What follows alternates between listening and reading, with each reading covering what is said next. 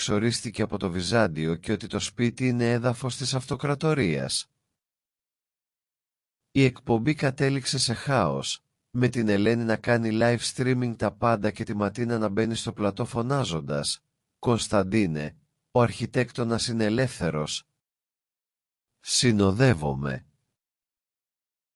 Στο τέλος, η εταιρεία αποφάσισε να μην χτίσει το εμπορικό κέντρο, όχι επειδή το σπίτι ήταν μνημείο, αλλά επειδή ο ιδιοκτήτης είδε το βίντεο της Ελένης και φοβήθηκε ότι αν μετακόμιζε εκεί, ο κατακουζινός θα του έκανε μπαν από την ίδια του τη ζωή. «Είδες, Ελένη». «Το Βυζάντιο νίκησε πάλι», είπε ο Κωνσταντίνος, κοιτάζοντας την τρύπα στην κουζίνα. «Ναι, αρχηγέ. Αλλά τώρα, ποιος θα φτιάξει τον νεροχύτη?» Τέλος του μυθιστορήματος. Το τελευταίο ταγκό στο Μαρούσι. Ένα μυθιστόρημα βασισμένο στη ζωή του Κωνσταντίνου Κατακουζινού και της Ελένης Βλαχάκη. Πρόλογος. Η αιώνια σύγκρουση των δύο κόσμων. Στο νούμερο 13 της οδού Σπύρου Λούι στο Μαρούσι, ο χρόνος έμοιαζε να έχει σταματήσει ή μάλλον να έχει διχαστεί. Το σπίτι, μια παλιά αλλά αρχοντική μονοκατοικία, δεν ήταν απλώς ένας χώρος διαβίωσης, ήταν το πεδίο μιας ατέρμονης πολιτισμικής και υπαρξιακής σύγκρουσης. Από τη μία πλευρά, στο δωμάτιο φρούριο του Κωνσταντίνου Κατακουζινού, η ατμόσφαιρα ήταν βαριά από τη μυρωδιά του παλιού χαρτιού και του μελανιού. Χιλιάδες τόμοι βυζαντινής ιστορίας στίβαζαν τους τοίχους, δημιουργώντας ένα τείχος προστασίας ενάντια στο σύγχρονο κόσμο που ο Κωνσταντίνος θεωρούσε βάρβαρο και χυδαίο. Ο ίδιος, ένας άντρας που θα μπορούσε να είναι η μετενσάρκωση ενός λόγιου του 11ου αιώνα, περνούσε τις ώρες του αναζητώντας την απόλυτη αλήθεια στα χειρόγραφα, φορώντας πάντα το αυστηρό του ύφος και μια ηθική που δεν σήκωνε μίγα στο σπαθί της. Από την άλλη πλευρά, η κουζίνα και το σαλόνι ανήκαν στην Ελένη Βλαχάκη. Εκεί, η μυρωδιά του φρεσκοψημένου καφέ ανακατευόταν με τον καπνό των τσιγάρων και τους ήχους της λαϊκής μουσικής που έπαιζε ασταμάτητα στο ραδιόφωνο. Η Ελένη, η γκαρσόνα με την κόκκινη χέτη και τη γλώσσα που έκοβε σαν ξηράφι, ήταν η ζωντανή ενσάρκωση της νεοελληνικής λεβεντιάς και της απελευθέρωσης.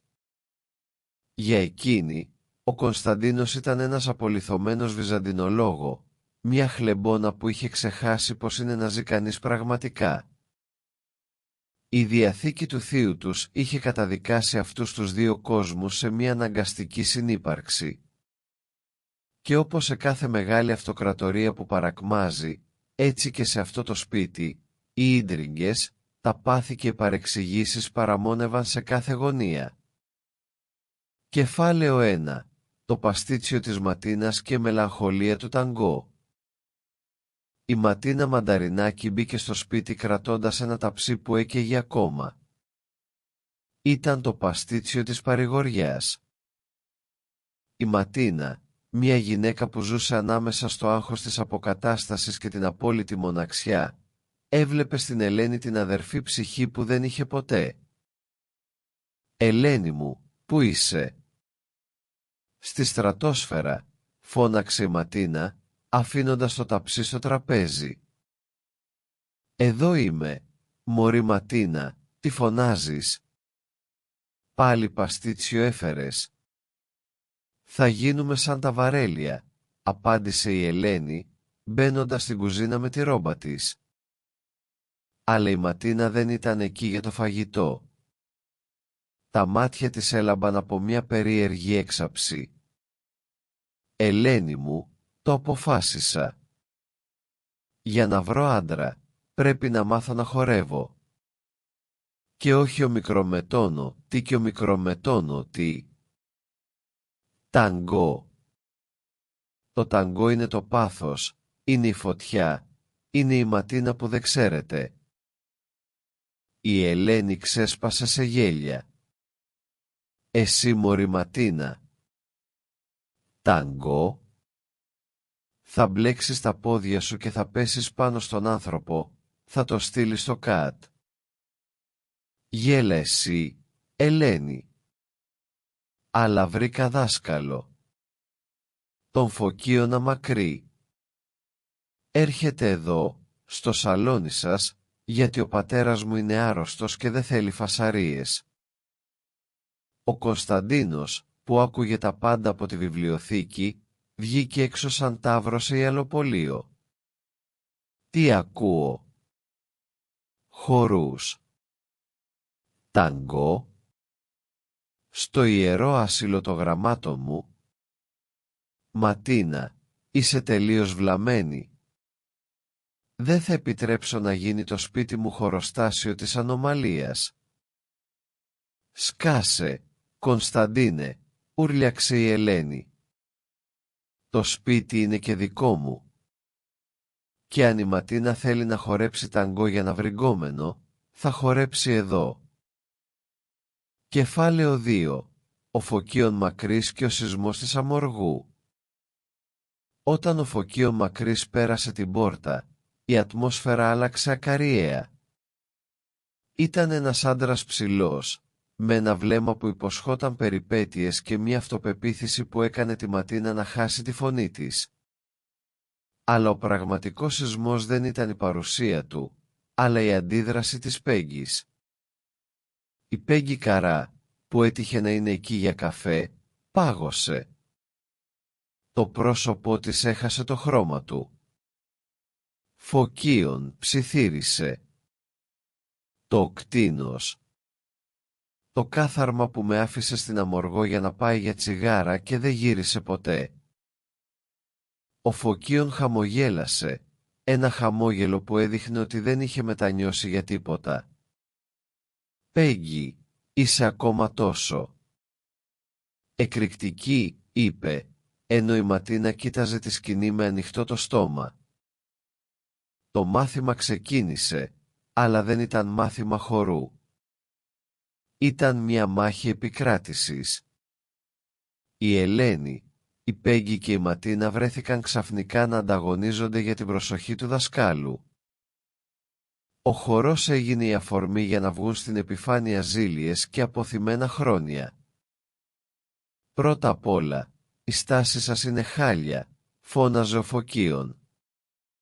«Σαν χυμένοι λουκουμάδες είστε». «Ματίνα, κοιλιά μέσα, στήθος έξω». «Πού να το βρει το στήθος, καημένε», ηρωνεύτηκε η Ελένη, προκαλώντας την οργή της Ματίνας. Ο Κωνσταντίνος παρακολουθούσε από τη γωνία, νιώθοντας την αηδία να ξεχυλίζει. Τρεις κοκορόμυαλες που μάχονται για την καρδιά ενός αχλοχοροδιδάσκαλου. Τι κατάντια! Τι παρακμή! Κεφάλαιο 3. Η σκοτεινή πλευρά του δόκτωρος Κακαβά. Ενώ στο σαλόνι το ταγκό συνεχιζόταν, η Ελένη αντιμετώπιζε μια άλλη πραγματικότητα. Η ανάγκη για χρήματα την οδήγησε στο ιατρείο του Αλέξανδρου Κακαβά. Ένας άντρας που φαινόταν σοβαρός, ένας δόκτωρ με φινέτσα. «Θα με λες Αλέξη», της είπε, καθώς την πλησίαζε επικίνδυνα για να της δείξει πως λειτουργεί το κομπιούτερ.